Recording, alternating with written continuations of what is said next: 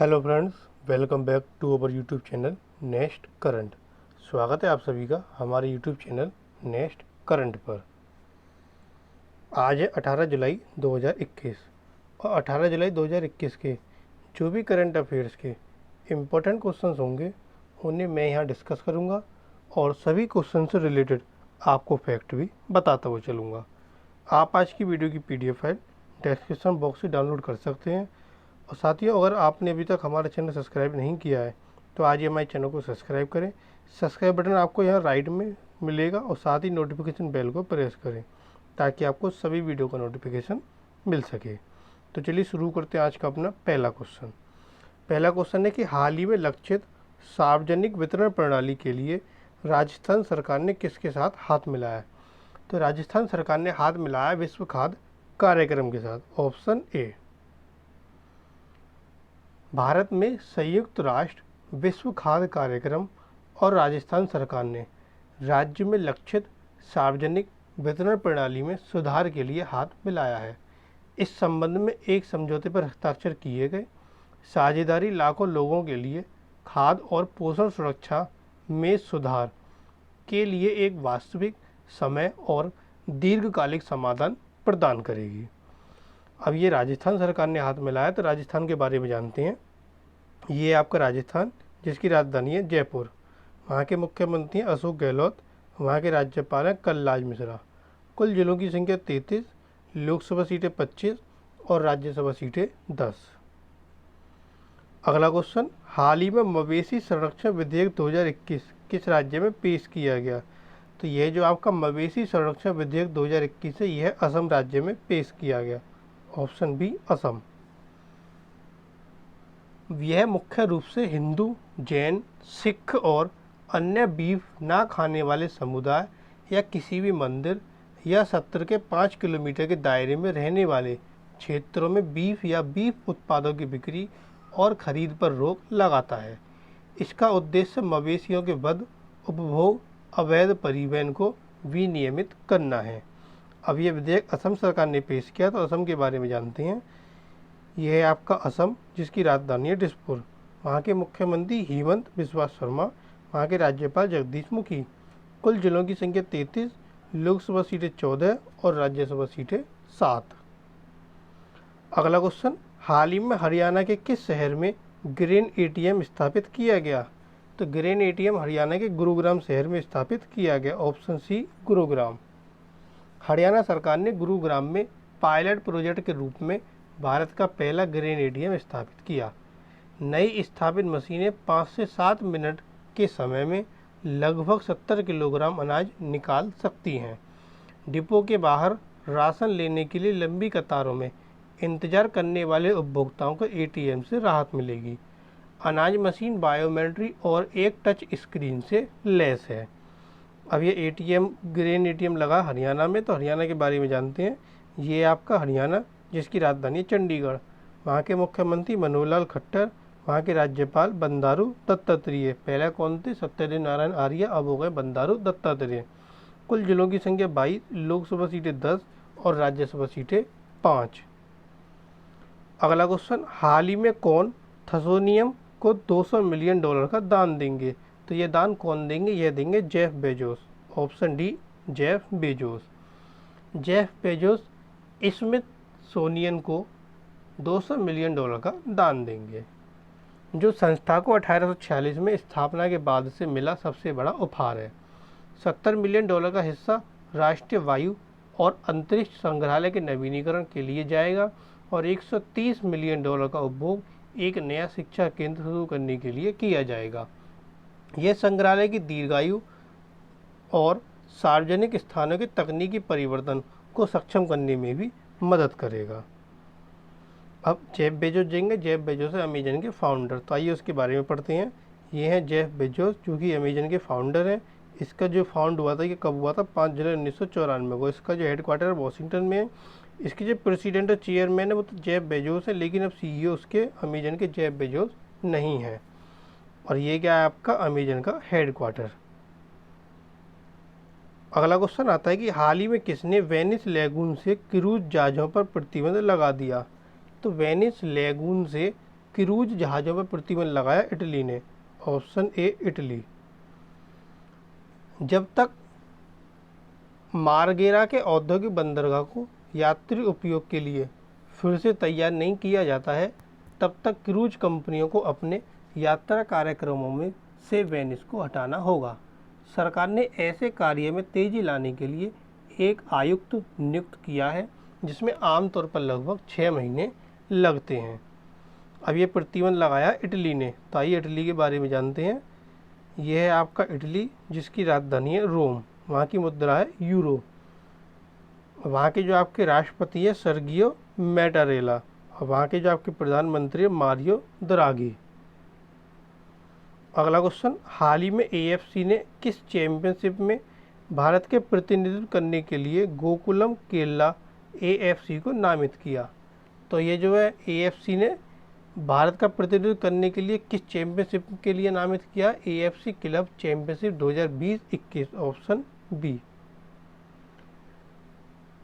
अखिल भारतीय फुटबॉल महासंघ means all India football federation corporation ने एएफसी क्लब चैंपियनशिप 2020-21 में भारत का प्रतिनिधित्व करने के लिए गोकुलम केरला एफसी को नामित किया।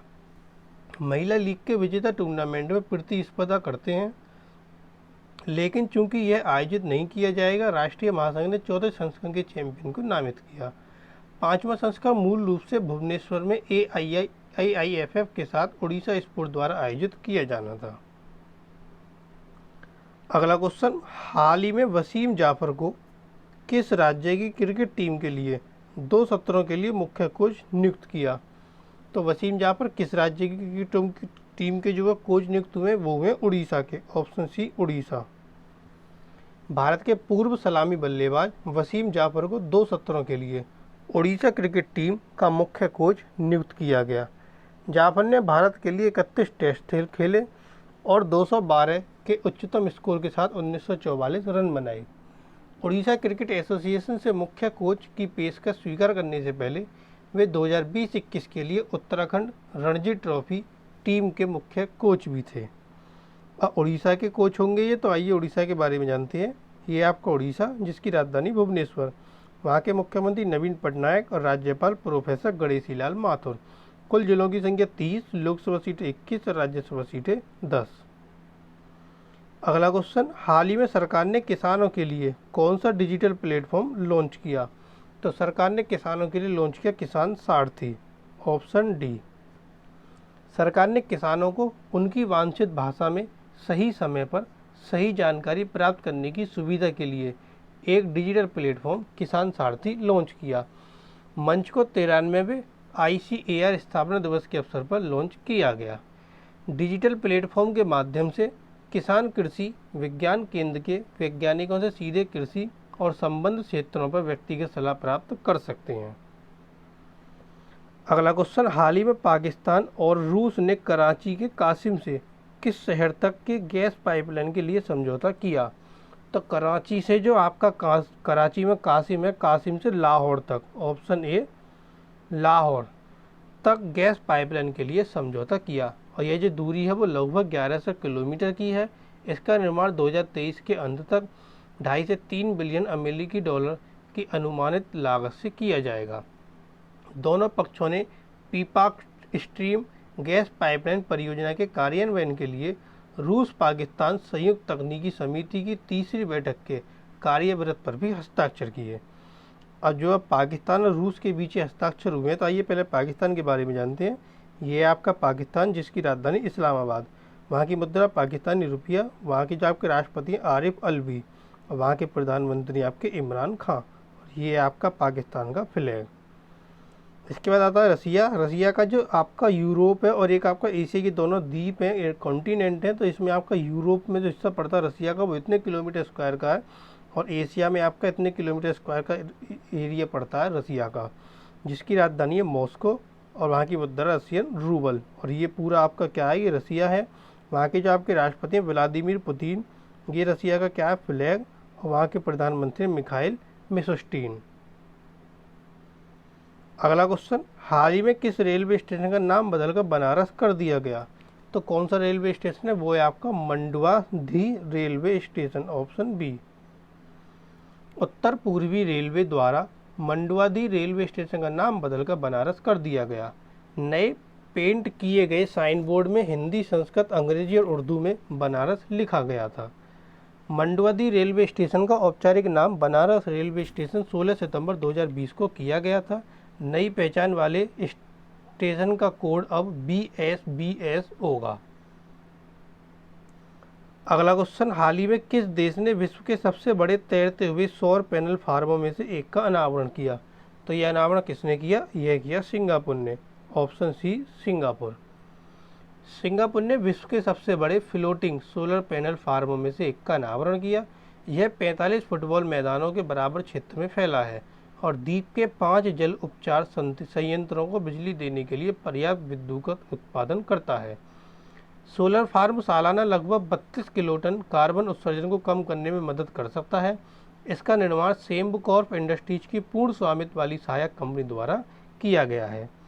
अब ये जो अनावरण किया सिंगापुर ने किया, तो सिंगापुर के बारे में जानते हैं। ये आपका सिंगापुर, जिसकी राजधानी आपकी सिंगापुर, वहाँ की मुद्रा सिंगापुर डॉलर, वहाँ के राष्ट्रपति हलीमा याकूब, ये वहाँ की राष्ट्रपति हैं, और वहाँ के जो आपके प्रधानमंत्री ली सिएन लूंग, और ये सिंगापुर का क्या है आपका फ्लैग। अगला क्वेश्चन आता है कि हाल ही में चिनार कोर ने 16 जुलाई को विजयदशमी की कौन सी वर्षगांठ मनाई? तो चिनार कोर ने 16 जुलाई को विजयदशमी की 50वीं वर्षगांठ मनाई, ऑप्शन डी 50। 50 वर्ष पहले 16 दिसंबर को लेफ्टिनेंट जनरल AAK नियाजी की कमान के तहत 93,000 से अधिक पाकिस्तानी सैनिकों ने सफ़ेद झंडे उठाए और भारतीय सेना, नौसेना और वायुसेना के कमांडरों की उपस्थिति में ढाका में बिना शर्त आत्मसमर्पण किया। भारत सरकार द्वारा वर्ष 2021 को स्वर्णिम विजय वर्ष नाम दिया गया। अगला क्वेश्चन, हाल ही में भारतीय नौसेना ने किस देश से अपने पहले 2 MS-60R मल्टी रोल हेलीकॉप्टर को स्वीकार किया? तो हेलीकॉप्टर किस देश से स्वीकार किए गए? अमेरिका से, ऑप्शन ए अमेरिका। भारतीय नौसेना ने 16 जुलाई को सैन डिएगो के naval air station north island में आयोजित एक समारोह में अमेरिकी नौसेना से अपने पहले 2 MS-60R मल्टी रोल हेलीकॉप्टर को स्वीकार किया। लॉकहीड मार्टिन कॉरपोरेशन USA द्वारा निर्मित MS-60R हेलीकॉप्टर एक ऑल वेदर हेलीकॉप्टर है जिसे कई मिशनों का समर्थन करने के लिए डिजाइन किया गया है। उनके शामिल होने से भारतीय नौसेना की त्रिआयामी क्षमताओं में वृद्धि होगी। अब ये हेलीकॉप्टर स्वीकार किए गए अमेरिका से स्वीकार किए गए, तो अमेरिका के बारे में जानते हैं। ये आपका अमेरिका, जिसकी राजधानी वॉशिंगटन DC, वहाँ की मुद्रा है डॉलर। अमेरिका के राष्ट्रपति जो बिडेन, उपराष्ट्रपति कमला हैरिस, और ये क्या अमेरिका का आपका फ्लैग। अगला क्वेश्चन, हाल ही में सरकार ने किस नदी प्रबंधन बोर्ड के अधिकार क्षेत्र के लिए 2 राजपत्र अधिसूचनाएं जारी की? तो ये अधिसूचनाएं किस नदी के लिए जारी हुई? कृष्णा और गोदावरी। तो इसका ऑप्शन डी सही है, A एंड B दोनों। जल शक्ति मंत्रालय ने आंध्र प्रदेश और तेलंगाना दोनों नदियों में सूचीबद्ध परियोजनाओं के प्रशासन, विनियमन, संचालन और रखरखाव के मामले में अधिकार क्षेत्र को अधिसूचित किया। इस कदम से दोनों राज्यों में जल संसाधनों का विवेकपूर्ण उपयोग सुनिश्चित होने की उम्मीद है। अगला क्वेश्चन, हाल ही में भारतीय फोटो जर्नलिस्ट दानिश सिद्दीकी को किस देश में बढ़ते संघर्ष को कवर करते हुए मार दिया गया? तो किस देश में मार दिया गया उन्हें? अफगानिस्तान में, ऑप्शन बी अफगानिस्तान। जुलाई 2021 में अफगानिस्तान के कंधार प्रांत में भारतीय फोटो जर्नलिस्ट दानिश सिद्दीकी की इस क्षेत्र के बढ़ते संघर्ष को कवर करते हुए हत्या कर दी गई। युद्धों, दंगों और मानवीय पीड़ा की उनकी छवियों ने 2018 में पुलित्जर पुरस्कार सहित वैश्विक प्रशंसा हासिल की। सिद्दीकी भारत में रॉयटर्स के मुख्य फोटोग्राफर थे। उनके काम में अफगानिस्तान और इराक में युद्ध, रोहिंग्या, शरणार्थी संकट आदि शामिल थे। अब इन्हें अफगानिस्तान में मार दिया गया। तो अफगानिस्तान के बारे में जानते हैं। ये आपका अफगानिस्तान, जिसकी राजधानी काबुल, वहाँ की मुद्रा अफगानी, वहाँ के जो आपके राष्ट्रपति हैं अशरफ घानी, और वहाँ के जो आपके उपराष्ट्रपति हैं अमरुल्ला सलेह और सरवार दानिश, और ये अफगानिस्तान का क्या है आपका फ्लैग। अगला क्वेश्चन आता है कि हाल ही में स्वतंत्रता सेनानी अरुणा आसफ अली की कौन सी जयंती मनाई गई? स्वतंत्रता सेनानी अरुणा आसफ अली की अभी हाल ही में 111वीं जयंती मनाई गई, ऑप्शन सी 111। 16 जुलाई को स्वतंत्रता सेनानी अरुणा आसफ अली की 111वीं जयंती मनाई गई। 1942 में भारत छोड़ो आंदोलन के दौरान बॉम्बे के गोवालिया टैंक मैदान में राष्ट्रीय ध्वज फहराने के लिए उन्हें व्यापक रूप से याद किया जाता है। वे अपनी बहादुरी के लिए भारत के स्वतंत्रता आंदोलन की गोल्डन ओल्ड लेडी के रूप में लोकप्रिय थी। 1954 में उन्होंने भाकपा की महिला शाखा भारतीय राष्ट्रीय महिला संघ बनाने में मदद की। उन्होंने और नारायण ने लिंक पब्लिशिंग हाउस शुरू किया और एक दैनिक समाचार पत्र पैट्रियट और एक साप्ताहिक लिंक प्रकाशित किया। अगला क्वेश्चन, हाल ही में रिलायंस रिटेल वेंचर्स लिमिटेड किसमें बहुमत हिस्सेदारी हासिल कर रही है? तो वह हासिल कर रही है आपका जस्ट डायल में, option A. Reliance retail ventures limited स्थानीय सर्च कंपनी जस्ट डायल में 3,497 करोड़ रुपए में बहुमत हिस्सेदारी हासिल कर रही है। 16 जुलाई को निश्चित समझौते के अनुसार रिलायंस रिटेल कंपनी में 40.95% हिस्सेदारी रखेगा। यह बाजार नियामक सेबी द्वारा निर्धारित अधिग्रहण नियमों के अनुसार 26% से अधिग्रहण करने के लिए एक खुली पेशगी करेगा। अगला क्वेश्चन, हाल ही में भारत अपनी पहली पॉड टैक्सी को किस शहर में चलाएगा? तो भारत अपनी पहली पॉड टैक्सी को नोएडा शहर में चलाएगा, ऑप्शन बी नोएडा। भारत अपनी पहली पॉड टैक्सी को नोएडा एयरपोर्ट और नोएडा फिल्म सिटी के बीच चलाएगा। पॉड टैक्सियां कई पश्चिमी देशों में आवागमन का एक लोकप्रिय साधन रही हैं और प्रति कार 4 से 6 यात्रियों को समायोजित कर सकती हैं। Indian port rail and ropeway corporation limited ने परियोजना के लिए यमुना एक्सप्रेसवे औद्योगिक विकास प्राधिकरण को अंतिम डीपीआर जमा कर दी है। जो नोएडा आपका उत्तर प्रदेश में, तो उत्तर प्रदेश के बारे में जानते हैं। ये आपका उत्तर प्रदेश जिसकी राजधानी लखनऊ, वहाँ के मुख्यमंत्री योगी आदित्यनाथ और राज्यपाल आनंदीबेन पटेल। कुल जिलों की संख्या 75, लोकसभा सीटें 80 और राज्यसभा सीटें 31।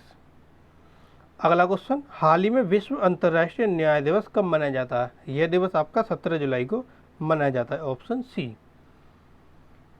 यह अंतर्राष्ट्रीय आपराधिक कृत्यों के खिलाफ न्याय की एक उभरती हुई आधुनिक प्रणाली का प्रतीक है। इस स्थिति पर रोम संविधि को अपनाने के बाद 2002 में औपचारिक रूप से अंतर्राष्ट्रीय आपराधिक न्यायालय की स्थापना की गई। इस वर्ष का जो इसका थीम है वह है डिजिटल अर्थव्यवस्था में सामाजिक न्याय। अगला क्वेश्चन आता है कि हाल ही में भारतीय कृषि अनुसंधान परिषद ने कौन सी वर्षगांठ मनाई? तो भारतीय कृषि अनुसंधान परिषद ने अभी हाल ही में 93वीं वर्षगांठ मनाई, ऑप्शन डी। 16 जुलाई को आभासी रूप से यह वर्षगांठ मनाई गई। उत्सव के हिस्से के रूप में केंद्रीय कृषि और किसान कल्याण मंत्री नरेंद्र सिंह तोमर ने विभिन्न श्रेणियों में पुरस्कारों की घोषणा की। ICAR एक स्वायत्त निकाय है जो भारत में कृषि शिक्षा और अनुसंधान के समन्वय के लिए जिम्मेदार है। इसकी स्थापना 1929 में हुई थी। इस अवसर के दौरान ICAR ने 4 प्रमुख श्रेणियों में 16 पुरस्कार प्रदान किए। चार जो प्रमुख श्रेणी वो कौन कौन सी? पहली आपकी कृषि संस्थानों के लिए उत्कृष्ट योगदान हेतु राष्ट्रीय पुरस्कार, कृषि अनुसंधान में उत्कृष्ट योगदान हेतु राष्ट्रीय पुरस्कार, कृषि प्रौद्योगिकी के अनुप्रयोग के लिए राष्ट्रीय पुरस्कार, किसानों द्वारा नवाचार और प्रौद्योगिकी विकास हेतु राष्ट्रीय पुरस्कार। तो ये थे आपके आज के करंट अफेयर्स के क्वेश्चन। अब आता है क्वेश्चन ऑफ द टुडे, जो आज का आपके लिए प्रश्न है जिसे हम डेली पूछते हैं। और वह प्रश्न आपका आज के लिए क्या है जिसका आंसर आपको कमेंट बॉक्स में देना है। वह है कि हाल ही में पुरातत्वविदों ने किस राज्य के एक चट्टानी और जंगली कोने में गुफा चित्रों की खोज की? तो 4 ऑप्शन आपको दिए गए, एक आंसर आपको इसका कमेंट बॉक्स में देना है। और साथ ही जो कल क्वेश्चन पूछा गया था वह क्या था कि हाल ही में कोकिंग कोल के संबंध में भारत और किस देश के बीच समझौता किया गया? तो वह समझौता हुआ भारत और रूस के बीच, ऑप्शन सी। तो ये थे आपके आज के करंट अफेयर्स के इंपॉर्टेंट क्वेश्चन। अगर आपको वीडियो पसंद आए तो प्लीज़ वीडियो को लाइक करना न भूलें और हमारे इस वीडियो को कमेंट जरूर करें और साथ ही साथ हमारे चैनल को शेयर भी करें। और साथ ही अगर आपने अभी तक हमारे चैनल सब्सक्राइब नहीं किया है तो आज ही हमारे चैनल को सब्सक्राइब कर नोटिफिकेशन बेल को प्रेस करें ताकि आपको सभी वीडियो के अपडेट मिलते रहें। Thank you.